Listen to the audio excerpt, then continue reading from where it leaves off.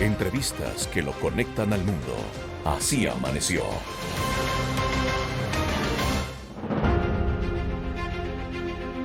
Córdoba, hoy día usted me hacía una pregunta, nos hacía a todos una pregunta: ¿qué haríamos para retroceder en el tiempo? Así es. Ahora yo le pregunto, ¿cómo va a vivir la segunda mitad de su vida? Mire, la verdad es que en un tema de salud me hubiera gustado aplicar ciertas normativas o ciertas reglas hacia mi salud, ¿no? Que hoy en día me están pasando factura. Entonces, seguramente hoy tengo que ponerle control total a un tema salud para poder llegar en el mejor estado posible al futuro. Bueno, el otro día escuchaba yo una entrevista que le hacía el periodista mexicano Jorge Ramos a nuestro siguiente invitado sobre los líderes del mundo y su edad. Pero más allá de eso me interesó mucho que él habla de nosotros, los que somos mayores de 50 años, y cómo debemos vivir esta segunda mitad del partido. Para eso hemos llamado al doctor Diego Bernardini. Él es argentino, médico de familia, se especializa en personas mayores y sobre todo ha escrito 2 libros que me gustaron muchísimo su título. Todavía no los he podido leer, he leído los resúmenes, pero prometo hacerlo, que se llama La Segunda Mitad y el otro se llama De Vuelta. Ha dado una cantidad de TED Talks impresionantes, pero más allá de eso quiero saludarlo primero y preguntarle, doctor, ¿cómo se juega este segundo tiempo del partido? Buenos días. ¿Qué tal? Buenos días. Muchas gracias por el llamado y muchas gracias por la generosa presentación. Y hay una realidad. Estamos frente a una segunda mitad, una segunda parte del partido que se juega pensando, creo yo, 2 aspectos fundamentales y que son relativamente muy nuevos y por eso a veces se obvian, ¿no? Yo creo que el primer punto es entender que estamos frente a una segunda mitad que va a ser larga, que va a ser muy larga y que va a estar condicionada por nuestra condición de salud, nuestra actitud, nuestras ganas, nuestro sentido que le veamos a la vida. Al mismo tiempo va a estar amenazada por cómo todavía la sociedad ve a las personas que ya cumplimos 50, los que tienen 60, los que tienen 70, los que tienen 80, de donde esperan productividad, que es un concepto del siglo XX y que todavía está lejos de la idea de la vigencia, que es la oportunidad que tenemos todas las personas, independientemente de la edad, de poder aportar. Y la segunda aproximación a este tiempo que nos toca vivir es entender que lo vamos a hacer con una primera mitad de experiencia, porque mientras éramos jóvenes y nos preparábamos, ya sea estudiando, ya sea trabajando, por supuesto viviendo, cumpliendo muchas veces los patrones sociales que se esperan de nosotros, ¿no? Que es tener un oficio, una profesión, ser productivos, una familia. Bueno, todo esto es una experiencia a la cual, digamos, vivimos, exploramos, llegamos a esos 50 años y que nos sirven, como digo, para elegir, para disfrutar, para entender qué nos hace bien, qué nos gusta y qué nos hace perder tiempo en esa segunda mitad. Así que yo creo que se abre volviendo a tu idea, la mejor parte del partido que tenemos por delante por jugar. Doctor, yo tengo 52 años, me imagino que por lo que le entiendo debo tener ya un plan de vida, un plan de la segunda mitad, un plan de cómo voy a actuar, cómo me voy a cuidar, qué debo hacer. Pero le pregunto, ¿para qué estoy tarde? Yo creo que tarde se está para muy pocas cosas. Yo creo que la inteligencia que tenemos que desarrollar en ese momento de la vida es la inteligencia de las transiciones, de entender cómo el devenir del tiempo impacta en nuestras vidas, con algunas oportunidades, también con algunas desventajas. Voy a dar un ejemplo. Si a los 52 años, yo tengo 56, así que somos contemporáneos. Correcto. Si nosotros a nuestra edad pretendemos jugar al fútbol como jugábamos a los 20, probablemente nos lastimemos y además nos frustremos. Si a nuestra edad quisiéramos tener, pongámoslo en estos términos, un rendimiento sexual como el que teníamos a los 25, nos va a pasar lo mismo, nos vamos a frustrar. Pero sin embargo, sabemos que a esta edad nosotros podemos gestionar ese conocimiento, esa experiencia, esa energía, que quizás va a tener unas ciertas limitaciones, pero que también va a ser una diferencia. ¿Dónde está ¿Dónde está esa diferencia? Primero en entender que esa inteligencia transicional la desarrollamos cada uno de nosotros, pero también entendiendo que lamentablemente, y esto lo comentabas al inicio, no nos preparan, no hay una pedagogía de la longevidad para explicarnos a nosotros, para explicarles a los jóvenes, a los niños y niñas que vienen detrás nuestro, que si se cuidan, si toman determinadas cuidados, medidas preventivas, van a vivir mucho tiempo, porque en definitiva las personas mayores de hoy se encontraron en términos generales con que están viviendo más que sus propios padres, que sus abuelos, pero se lo encontraron de regalo, sin estar preparados. La diferencia es que nosotros sí podemos prepararnos para ello. Y a nuestros hijos también. Voy a hacer una analogía a ver si le entendí bien, doctor.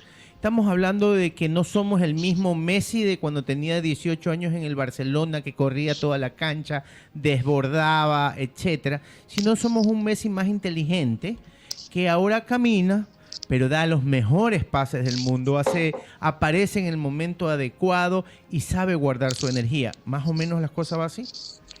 Exactamente, y no solo tenemos el ejemplo de Messi, tenemos el ejemplo, por ejemplo, en el fútbol americano de Tom Brady, tenemos a los grandes basquetbolistas, o sea, personas que saben gestionarlo. Tenemos a Novak Djokovic, el tenista, son personas que saben gestionar su energía, que tienen una experiencia, que la aplican. Lo tenemos, ya que estamos hablando de deporte, lo tenemos a Fernando Alonso, que lleva más de 10 años en la Fórmula 1, y él corre, gana, por supuesto necesita una buena máquina, pero con la experiencia, con la picardía, con la astucia de lo que nos dan los años. Yo creo que los años, de alguna manera bien utilizados, nos dan una perspectiva, una comprensión de la vida y de la situación, ¿no? Del entorno, que eso no lo tenemos de jóvenes, y eso nos permite racionalizar, gestionar esa energía para ser más útil. Mira, te doy un ejemplo y con esto cierro un poco esta idea.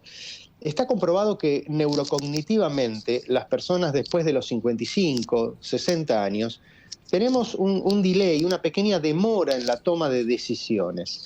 Pero lo que sí sabemos también, porque esto lo muestra la investigación, es que esas decisiones suelen ser más asertivas que cuando éramos más jóvenes. Entonces, vos fijate cómo se compensa, y ahí por supuesto, bueno, entran otros conceptos nuevos como la reserva cognitiva y otras cuestiones que nos están mostrando en definitiva que el paso del tiempo no significa pérdida. Hay muchas cosas que mejoran, ¿de acuerdo? Pero sin embargo todavía la narrativa, la sociedad, la cultura de ese siglo XX que busca productividad, que todavía piensa en que para el trabajo se debe ser joven y fuerte, ya está en desuso, ya es un tiempo pasado. Doctor, muy buenas. Ronald Córdoba lo saluda. Gracias por estar aquí en los micrófonos de Radio City.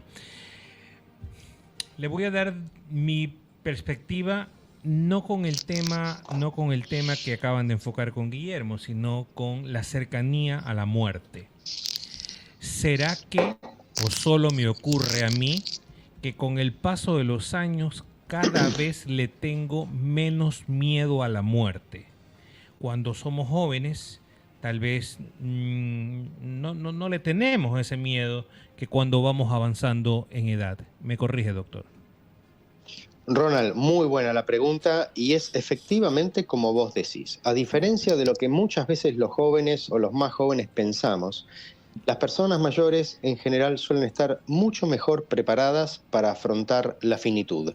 Esto es real. No solo te pasa a vos, no solo me pasa a mí. Son estudios que en general nos muestran que en términos generales, porque esto claramente también es una decisión muy personal, esto en términos generales es así en todo el mundo. La finitud es la única certeza que tenemos en la vida. La pandemia claramente lo ha puesto sobre la mesa y nos ha acercado a todos a lo que es esa finitud.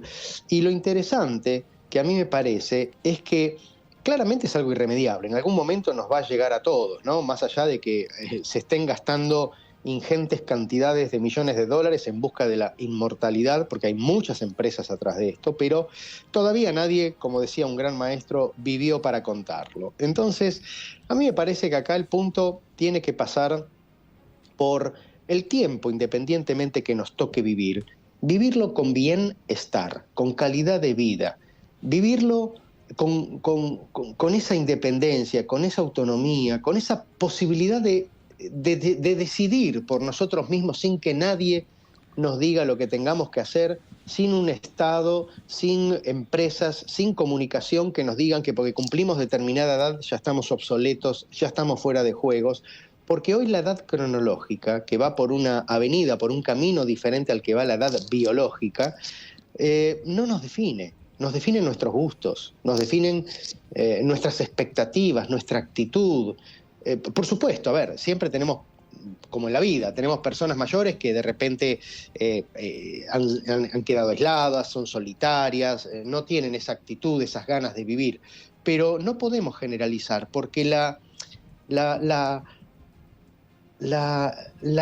regla, la ley de esta segunda mitad de la vida, la regla, la ley de esto es la diversidad. No hay dos personas mayores iguales y como tal debemos tomarlo de una manera muy individual, muy personal. Son las 9:43 de la mañana, estamos conversando con el doctor Diego Bernardini. Priscila Jacome le saluda.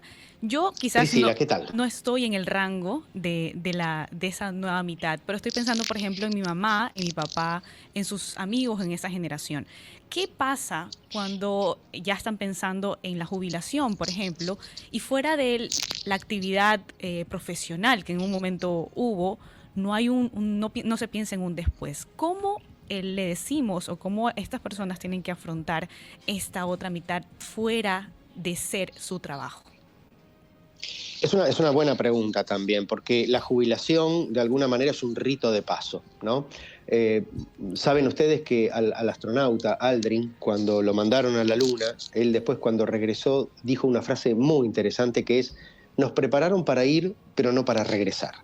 A nosotros nos preparan para trabajar, para triunfar, para ser efectivos en nuestras labores, nos dan un título para un oficio, para una profesión, y no nos enseñan qué pasa después que el mismo sistema nos jubila, nos retira. La jubilación, cuando fue creada con una expectativa de vida que apenas en Alemania el 5% de la población lograba disfrutar de ese beneficio. Hoy en un país como Ecuador, a una persona que tiene 60 años, en promedio le quedan por delante cerca de 20 años de expectativa de vida. O sea que hay mucho más tiempo. Y también hay que decirlo, en Ecuador, así como en América Latina prácticamente, porque uno tiene la posibilidad de viajar y de trabajar en distintos países, la jubilación es un beneficio, es un privilegio de muy pocos. Entonces, es poca la gente todavía que puede disfrutarlo. Yo creo que la jubilación o el retiro laboral tiene que ser preparado como cualquier otra etapa. Tiene que ver con la posibilidad de reinventarnos, de un aprendizaje continuo, de entender que nuestras motivaciones personales también cambian. Entonces, primero, que no podemos, que no queremos y que no nos interesa trabajar 8, 9, 10, 12 horas quizás como cuando éramos jóvenes. Los que nos preocupa, lo que queremos, esto es lo que las personas mayores suelen expresar, es seguir ocupados, seguir aportando, tener un retiro, si se quiere, flexible, tener un retiro que sea gradual, no que un día, por poner un ejemplo, uno se jubile de ser un director de un banco y al otro día sea don Pepe el jubilado. O sea, lo que se quiere, lo que quieren las personas, pero es ese retiro gradual. Pero ¿saben ustedes dónde está la clave de todo esto? La clave es que nuestro sistema social, las políticas públicas, están decidiendo por las personas mayores, por nosotros en definitiva, sin preguntarnos qué nos gusta, qué queremos, qué preferimos. Entonces, hoy la sociedad está cambiando. Mira, hoy Ecuador tiene cerca de 18 millones de habitantes, prácticamente hay 1.300.000, 1.400.000 de personas mayores de 60 años, o sea, estamos hablando casi el 10% de la población. Todavía en términos demográficos Ecuador es un país joven, si se quiere, pero las tendencias para el 2050 nos están hablando que los mayores de 60 años van a ser el 15% de la población, van a pasar entre el 15 y el 20%, que además va a haber un porcentaje que se va a triplicar, que es el de los mayores de 80 años, atención, y esto, en términos de pensamiento social, de política pública, hasta de gobernabilidad, te diría, es un abrir y cerrar de ojos, porque si pensamos cuando decíamos, uy, viene el año 2000, bueno, ya pasaron 23 años del año 2000, del nuevo siglo. Al 2050 también es un abrir y cerrar de ojos. Y por último, esto de lo que estoy hablando, esto no es el futuro, ¿eh? Es el Esto ahora. es el presente para todos aquellos que tenemos más de 30 años. Correcto. Porque esto, a todos los que nos están acompañando y escuchando ahora, que tienen más de 30 años, va a ser nuestra situación. Sí, es real. Doctor, lo vamos a volver a llamar más adelante. La verdad es que se me quedaron preguntas en el tintero, como el tema de la salud mental, se me quedaron el tema de la ciencia, de la salud pública para estas edades que somos mayores de 50. Así que lo comprometo más adelante volverlo a llamar, a ver si lo llamamos la próxima semana. ¿Le parece? Con todo gusto. Un abrazo muy fuerte, muchas gracias por este interés. Y por último, la idea es que esto lo cambiamos entre todos, entre nosotros, porque este es nuestro futuro. Esto es lo que nos va a esperar a nosotros. Así que nosotros podemos ser protagonistas. Era el doctor Diego Bernardini, argentino, que nos estaba hablando hoy aquí en los micrófonos de Así Amaneció sobre la longevidad, sobre qué pasa después de los 50, qué pasa en el segundo tiempo del partido. Y hoy me da una esperanza, ¿sí sabe? Me quedo contento. Era el doctor Bernardini hablándonos de estos temas.